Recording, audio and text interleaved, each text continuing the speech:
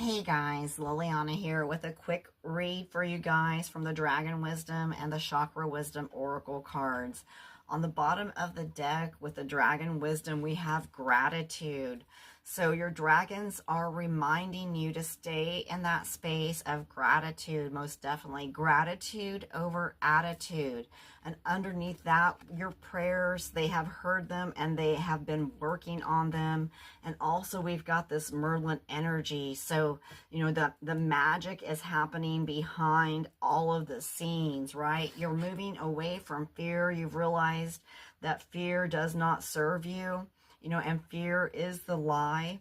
You know, you have been kind of challenged to express yourself in the past, but you're understanding now that your personal power and who you are, your authentic self, is really your power, right? It's really, you know, that divine nature of who you are, and there's no changing that. You are the rose, the divine rose, you know, and you are blooming now that you have gone through a lot of these lower dimensional lessons from this 3D planet.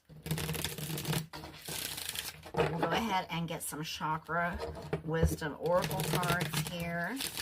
But you're moving past fear, and you know your manifestations in the past may have been built a lot more from fear, and now you're working a lot more out of the higher dimensions of love and light and abundance. You're realizing that you have a choice to either live in that fear or, you know, push past and beyond fear, you know, and then that's the only way that you'll actually feel and receive that success that you have been working on, right?